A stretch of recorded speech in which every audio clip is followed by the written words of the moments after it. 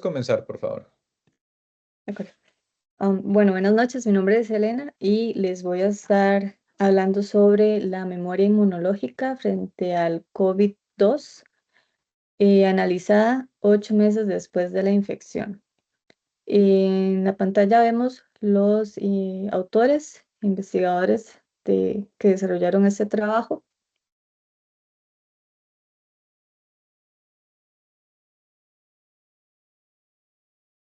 y esa sería la agenda, básicamente. Por acá tenemos la introducción, los objetivos de la investigación, el experimento y sus resultados, la conclusión, discusión, análisis y finalmente las referencias. Bueno, sobre la introducción de este trabajo, lo que ellos quieren es estudiar la memoria inmunológica, ¿verdad? Que es la base de la inmunidad protectora duradera después de las infecciones o de las vacunas, y la duración de la memoria inmunológica tras la infección del síndrome respiratorio que generaba el COVID, y también del COVID-19, que sería como la versión 1, digamos, ya que esta no estaba clara, no estaba definido en términos de tiempo. En palabras sencillas, eso sería lo que nos permite tener la resistencia una vez que superamos el virus para no volver a enfermarnos. Podría ser de la misma enfermedad o con los mismos síntomas. Sobre los objetivos de la investigación, a manera de resumen, se buscaba comprender la memoria inmunológica ante el COVID-2 y las implicaciones para entender la inmunidad protectora contra el COVID-19 y evaluar cómo sería el futuro, digamos, de la pandemia. Y además también evaluar la memoria inmunológica específica contra el virus durante al menos un periodo de 6 meses. Eso sería necesario para confirmar la durabilidad de la memoria ante el COVID. Eso es porque tenemos bueno, el punto uno sería encontrar la diferencia, ¿verdad?, entre lo que fue la primera oleada del virus y la segunda, y qué es lo que nos haría más fuertes para, ¿verdad?, no llegar a enfermarnos. Y el segundo punto sería en base a las 4 memorias que tenemos, que vamos a ver más adelante. Acá quiero hacer una observacioncita sobre unas iniciales que vamos a ver, que sería el IgA, que corresponde a la eh, inmunoglobul, inmunoglobul- inmunoglobulina A, que está presente en el aparato respiratorio y en el sistema digestivo, y la inmunoglobina G, que es la que tenemos en el resto del cuerpo. Entonces, para efectos de la presentación se van a ver por las iniciales, y el trabajo en sí eh, no habla sobre el virus como tal, sino que se centra, es importante recalcarlo, se centra en la resistencia que tenemos para llevar las partes infectadas. Eso sería muy importante. Sobre el experimento, tenemos que se analizó, perdón, la memoria inmunológica en 188 casos de COVID a través de 254 muestras de sangre, y se midieron anticuerpos específicos contra el virus en las células B de memoria y las células TCD4 y TCD8 de memoria. Esas son parte de las memorias que tenemos, ¿verdad?, que menciona la investigación. Sobre los materiales y los métodos. Y existen dos materiales súper importantes, que sería primero las personas y luego la recolección de la sangre en sí. Sobre las personas, obviamente el criterio de inclusión sería que fueran diagnosticadas con COVID o con sospecha, y además tenían que ser mayores de edad y tener el consentimiento informado, todo esto, ¿verdad?, como requisito. Y había un criterio de exclusión específico para ciertas enfermedades, como por ejemplo, la anemia. Ellos no podían participar en el experimento. Y sobre la recolección y el procesamiento de la sangre, se podría dividir en dos partes. Básicamente los componentes, que serían, o los objetos, que serían los tubos, que se recolectaron tubos completos tratados con ácido cítrico y etilendimenodie- etilendiaminotetracético, que se resume como EDTA, y los donantes de sangre fueron seleccionados por síntomas después de haber esperado entre 3 y 6 semanas desde el momento del inicio de los síntomas para la recolección de la muestra. Entonces tenían que esperar que tuvieran alguna sospecha para poder hacer la prueba y pues calificar para el experimento. Acá en esta imagen a la izquierda vemos, en la columna de la izquierda en los dibujos vemos las 4 memorias que tenemos, que son las memorias de las células B, los anticuerpos y las TCD4 y TCD8. Y a la derecha vemos, bueno, en la parte de abajo, lo que sería el virus como tal, que es el que podría afectar a estas células, y arriba, en los dos grupos de arriba, se ve como el spike, que sería la espiga, por decirlo de alguna manera, interactúa con la zona receptora, que es el RBD, dentro de las memorias o en relación con las memorias. Sobre el experimento, se detalla que con la evidencia de que los anticuerpos y las células T pueden participar en la inmunidad protectora ante el COVID, se miden los anticuerpos específicos contra el antígeno, o sea, contra lo que va a generar el anticuerpo, y las células de memoria de las personas que ya han pasado hasta 8 meses después de la infección. Entonces, ese es el proceso, en resumen, que ellos siguieron, agarraron a esas personas después de los 8 meses y tomaron las evidencias con las memorias específicas. Sobre los resultados del experimento,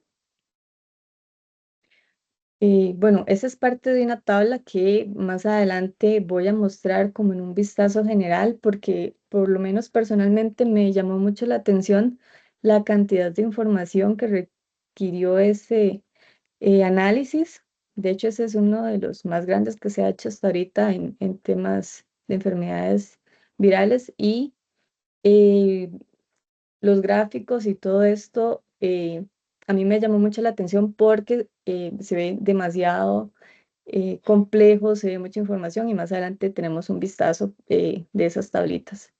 De este resultado se toma que 51 sujetos del estudio proporcionaron muestras de sangre longitudinales.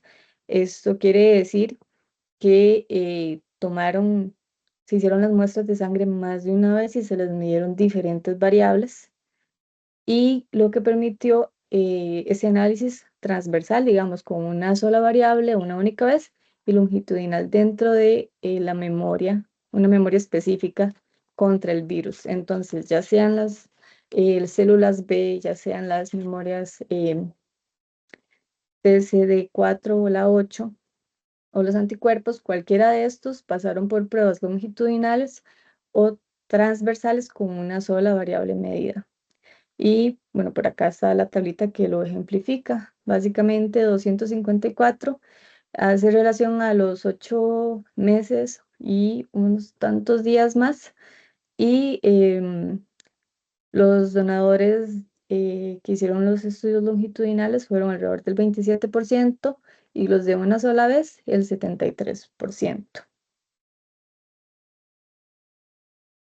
Sobre los resultados del experimento, nuevamente acá quisiera como recalcar este spike, que se refiere a la parte de la proteína que se extiende en forma de espiga, y el dominio de la región, el receptor, el RBD, es la región específica que se une al receptor en la célula. Es decir, acá el spike está relacionado con el gen spike, y ellos lo que ayudan es a medir la zona que fue más afectada. Entonces, no es que existe o no existe, digamos, un virus como tal ahí en la zona, sino que eso es lo que ellos ayudaron con lo que se ayudaron para medir eh, cuánto avance o cuánto podía mantenerse el anticuerpo o la memoria para curarse dentro de esta zona que estaba infectada.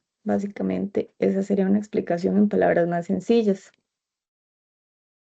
Los anticuerpos con la proteína Spike del COVID-2 y el dominio de la unión al receptor disminuyeron moderadamente durante los 8 meses comparables a otros informes. Entonces, por acá, esto quiere decir que el receptor, aunque sí tenía todavía eh, de la proteína del spike, esto fue disminuyendo y esto es algo bueno porque quiere decir que la memoria en el receptor iba tomando fuerza. Básicamente por descarte se podría decir. Las células B en memoria contra el spike aumentaron en el primer y octavo mes tras la infección. Este otro tipo de memoria parece que fue bastante fuerte, también tuvo su progreso bastante avanzado en los primeros meses, hacia el octavo, ¿verdad? Que es lo que están midiendo después de la infección. Y lo mismo con las células TCD8 y la TCD4 donde estas sí, bueno, estas sí tuvieron igual su duración, pero igual, esta sí fue un poco menos entre el tercer y el quinto mes. Y como les mencionaba anteriormente, este ha sido uno de los estudios más grandes sobre los antígenos, sobre los anticuerpos, que se ha hecho hasta la fecha, este es del 2021, sobre inmunología y cualquier infección viral que tengamos. Sobre los resultados, nuevamente, esta tablita está un poquito compleja, pero lo que nos indica es que entre las respuestas de los anticuerpos a la inmunoglobina G y la proteína del spike, el IgG, ¿verdad? Que es como el que tenemos en la mayor parte del cuerpo, como lo decía al inicio, está interactuando con el IgG y el RBD, que son los grados neutralizantes, exhibieron cinéticas similares. Y acá nos podemos guiar con las bolitas de colores, básicamente, donde vemos que hubo una variación del IgG básicamente en el grupo gris y que es el único que disminuye. En todos los demás, este sigue presente. Y otro valor muy importante dentro de la investigación, como les mencionaba al inicio, es el IgA, que es la inmunoglobina del sistema respiratorio y del sistema digestivo, que esa se encuentra también en la mayoría de los grupos, excepto en el grupo color turquesa. En este sí estuvo bajando entre los 6 a 8 meses de la infección que se me dieron. Como una conclusión, discusión, se puede, eh, bueno, noto que se incluye diferentes respuestas en la heterogeneidad y cada una de ellas básicamente va a establecer diferentes tiempos y diferentes fortalezas de memoria. Cada persona fue totalmente diferente, entonces no se puede establecer que con una sola metodología, una forma de proceder, se va a tener una memoria fortalecida en tanto tiempo. Eso no se puede hacer. Y con los grados de IgG específicos para el spike fueron duraderos en la mayoría y, perdón, la mayoría de las disminuciones fueron moderadas en los meses posteriores a la infección inicial. Y nuevamente el IgG específico para el RBD, para el receptor, seguía siendo detectable en más del 90% de los individuos después de 8 meses de la infección del COVID. Entonces, el trabajo básicamente viene demostrando que sí funcionaba y que lo que ellos habían hecho para contener o fortalecer la memoria daba resultados. Los estudios longitudinales sugieren que la memoria inmunológica del COVID permanece estable en la mayoría de los individuos con múltiples componentes que contribuyen al mantenimiento de la memoria. Nuevamente, esa es como la individualidad de cada paciente. y el análisis continuo de esos individuos será crucial para abordar completamente cómo se va a desarrollar eso en el futuro, pero no lo extendieron a más tiempo en la investigación. Y eso sería básicamente un vistazo para ir finalizando de cómo se ve la información que procesaron, la tabla general donde tienen los diferentes parámetros que midieron de las personas, la edad, el género, la raza, la etnia. Así se ve. A mí personalmente me llamó mucho la atención porque me imagino que es muchísima, muchísima información, un trabajo de bastante tiempo y creo que es bastante rescatable. Por acá nomás. Y sobre el análisis, para ir concluyendo, indica una parte en la investigación que los pacientes no tenían antecedentes de hospitalización o síntomas severos, excepto uno. Entonces, personalmente, me cuestiono si este uno habrá llevado de pronto a algún extremo la métrica y también que se usaron individuos en California y en al menos otros 7 estados, pero igual estamos hablando dentro de Estados Unidos. Entonces, para un tema de pandemia, que sabemos que es algo, ¿verdad?, mundial, no sé si, bueno, sabemos que es un estudio caro, obviamente, pero no sé si sería más provechoso como tener un poquito más de variedad. Y otra cosa que me parece un poquito cuestionable podría ser que indican que la primera extracción de sangre se hizo en la Universidad de California en San Diego. Esto pertenece a un lugar que se llama La Joya y en La Joya, que se llama así propiamente el Instituto de Inmunodeficiencia. Entonces, perdón, de inmunología.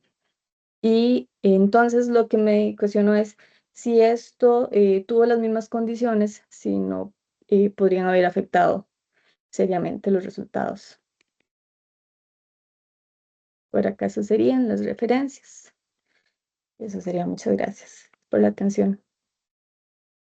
Muchas gracias por la presentación, Elena.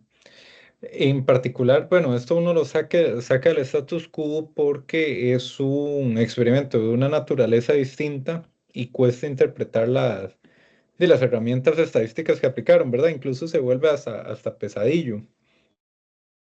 En, en particular, hay cosas que me gustaría de que ustedes vayan desarrollando instinto, que es identificar cosas que están evidentemente mal.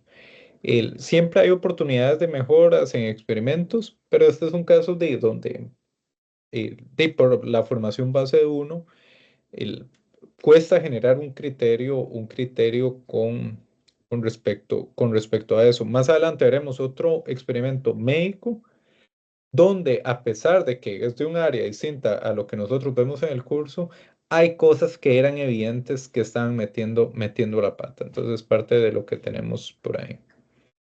Y diciendo es el caso, voy a cortar el videito acá.